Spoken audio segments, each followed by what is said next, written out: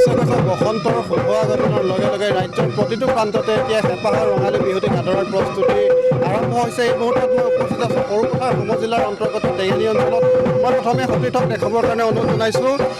যি আচলতে টেঙানীৰ ঐতিহাসিক আহঁতগুৰি খেলপথাৰ আছে, আহঁতৰ তলত প্ৰায় ৩ শতাধিক ছাত্ৰ ছাত্ৰীয়ে ৩ শতাধিক প্ৰশিক্ষাৰ্থীয়ে এনেধৰণে বিহু আচলতে প্ৰশিক্ষণ গ্ৰহণ কৰিছে। আৰু ধনশিৰি মহকুমা ছাত্ৰ সন্থাই যিহেতু বিগত বৰ্ষসমূহৰ পৰাই বিহু নাচৰ লগতে যি ঢোল বাদনৰ কৰ্মশালা তেওঁলোকে প্ৰদান কৰি আহে আৰু এই বৰ্ষৰ সমান্তৰালভাৱে ব্যতিক্ৰম নহয়। তেওঁলোকে বিহু নাচ আৰু ঢোল বাদনৰ আখৰা ইতিমধ্যে তেওঁলোকে আহঁতগুৰি যি খেলপথাৰ এই খেলপথাৰত দি থকা পৰিলক্ষিত হৈছে। মই সমগ্ৰ দৃশ্যসমূহ দেখুৱাইছোঁ। যথেষ্ট সংখ্যক কণ প্ৰশিক্ষাৰ্থী আহিছে আৰু যিহেতু জুবিনবিহীন এইবুলি প্ৰথমটো বহাগ, জুবিনবিহীন প্ৰথমটো বহাগ যদিও এই যিসকল প্ৰশিক্ষাৰ্থীসকলৰ যথেষ্ট উৎসাহ দেখা পোৱা গৈছে। আৰু মুখ্য প্ৰশিক্ষক হিচাপে আছে অসম বিহুৱতী তথা লতাশিল বিহুৱানী ৰাজশ্ৰী নাথে ইতিমধ্যে প্ৰশিক্ষণ দি আছে। আমি প্ৰথমতে মই প্ৰশিক্ষাৰ্থীগৰাকীক দেখাইছোঁ। প্ৰশিক্ষকগৰাকী যি আচলতে শিকাই আছে সেই পৰিৱেশ দেখাই ল'ব বিচাৰিছোঁ।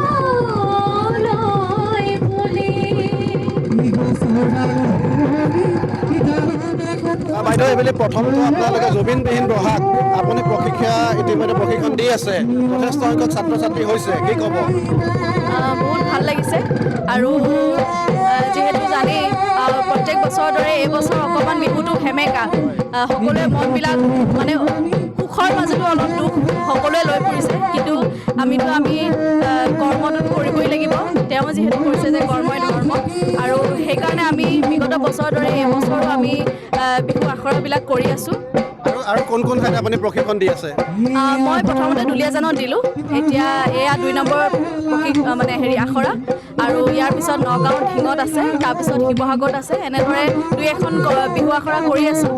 আৰু লগতে টেঙানী এয়া অঞ্চলত প্ৰথমটো মোৰ বিহু কৰ্মশালা, আৰু সেইকাৰণে খুব ভাল লাগিছে। ইমান কেইগৰাকী নাচনী ঢুলীয়া আহিছে আৰু টেঙানীবাসীৰ যি সহায় সহযোগ আমি পাইছোঁ, খুব ভাল লাগিছে। নিশ্চয়কৈ ছাত্ৰ সন্থাৰ বিষয়ববীয়াসকল আছে, আমি তেওঁলোকৰ ওচৰলৈ যাবৰ কাৰণে চেষ্টা কৰিম।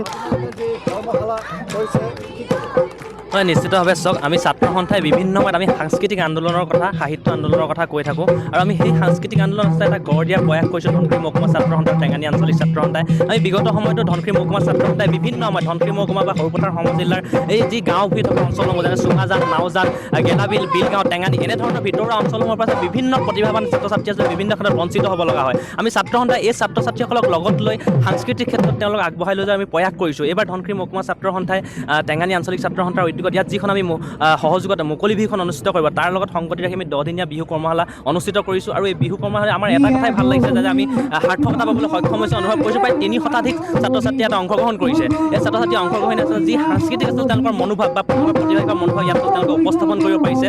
আৰু মুখ্য বক্তাৰ ৰূপে উপস্থিত আছে লতাশিল বিহুৱানী, ডিঙুৱা বিহুৱানী খ্যাত ৰাজশ্ৰী নাথ বাইদেউ। তেখেতে প্ৰাৰম্ভিক পৰ্যায়ৰ পৰা এটা শিশুটিক আচলতে বিহু নাচৰ লগত তেওঁলোকে শিপাৰ সৈতে কেনেদৰে সংপৃক্ত হৈ থাকিব পাৰে, বিহু নাচৰ বা পৰম্পৰাৰ লগত কেনেদৰে আচলতে খাপ খাই থাকিব পাৰে, বিহু নাচে কেনেকৈ অসমীয়া সংস্কৃতিক আগবঢ়াই লৈ যাব পাৰে, এই ক্ষেত্ৰত তেওঁ আচলতে প্ৰশিক্ষণ দিছে। আমি তেখেতক ধন্যবাদ জনাইছোঁ। আৰু অনাগত দিনতো আমি ছাত্ৰ সন্থাই এই ক্ষেত্ৰত বিভিন্ন এনেধৰণৰ সাংস্কৃতিক কাৰ্যসূচী ল'বলৈ বদ্ধপৰিপক্ক। জুবিনবিহীন যিটো প্ৰথমটো আচলতে বহাগ, কি ক'ব, কেনেকুৱা অনুভৱ, কি বিচাৰে? নিশ্চিতভাৱে চাওক, জুবিন গাৰ্গৰ অবিহনে বহাগ কেতিয়াও কল্পনাই কৰিব নোৱাৰে, বা অসমীয়াই জুবিনবিহীন আচলতে এটা বহাগ কল্পনা কৰিব নোৱাৰে। কিন্তু ছাত্ৰ সন্থা বিভিন্ন ক্ষেত্ৰত আমি আচলতে ছাত্ৰ ছাত্ৰীসকলক আগবঢ়াই লৈ যোৱাৰ ক্ষেত্ৰত আমি মনোনিৱেশ কৰি আহিছোঁ। বা অনাগত দিনতো আমি ছাত্ৰ সন্থাই কেনেদৰে আচলতে জুবিনৰ আচলতে কৰ্মৰাজিক আগবঢ়াই লৈ পাৰোঁ, জুবিন গাৰ্গৰ যেনেদৰে বিহুৰ প্ৰতি তেওঁৰ আচলতে যি এটা ভাল পোৱা মনোভাৱ আছিলে, তেওঁৰ যি বিহুৰ প্ৰতি যি ধাৰণা আছিলে, সেই তেওঁৰ মনোভাৱ বা আদৰ্শক আমি কেনেদৰে আচলতে আগবঢ়াই লৈ যাব পাৰোঁ, সেই ক্ষেত্ৰত আমি ছাত্ৰ সন্থাই বিভিন্ন গুৰুত্ব আৰোপ কৰি আহিছোঁ। বা অনাগত দিনতো ছাত্ৰ সন্থাই আচলতে জুবিন গাৰ্গে বিহুক কেনেকৈ ভাল পাইছিলে, বা জুবিন গাৰ্গে কেনেধৰণে বিহুক আগবঢ়াই লৈ গৈছিলে, বা অসমীয়া সংস্কৃতিক আচলতে কেনেদৰে তেওঁ আচলতে ভাল পাইছিলে, সেই ক্ষেত্ৰত আমি ছাত্ৰ সন্থাই বিভিন্ন কথা আগবঢ়াই লৈ যোৱাৰ ক্ষেত্ৰত আচলতে আমি বদ্ধপৰিপক্ক। আৰু ছাত্ৰ সন্থাই এই কৰ্মশালাটোৰ জৰিয়তে এই পিছপৰা যি অঞ্চলসমূহ আচলতে, এই অঞ্চলসমূহৰ পৰা ছাত্ৰ ছাত্ৰী একদম সৰুৰ পৰা ডাঙৰলৈকে যে ছাত্ৰ ছাত্ৰীসকলক কেনেদৰে আগবঢ়াই লৈ যাব পাৰে, এই ক্ষেত্ৰত মনোনিৱেশ কৰিছোঁ। বা অনাগত দিনতো আমি ছাত্ৰ সন্থাৰ এই ক্ষেত্ৰত এনেধৰণৰ কাৰ্যসূচী ল'বলৈ আচলতে আমি আগবাঢ়ি যাম।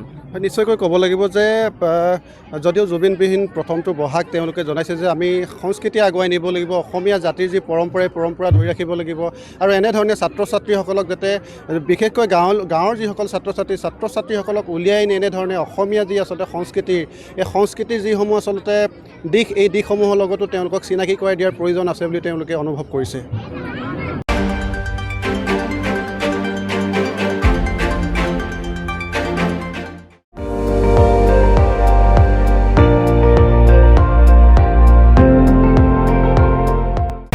আপুনি চাই আছে ND24 সৰ্বশ্ৰেষ্ঠ নহয় সৰ্বোত্তমৰ দৌৰ।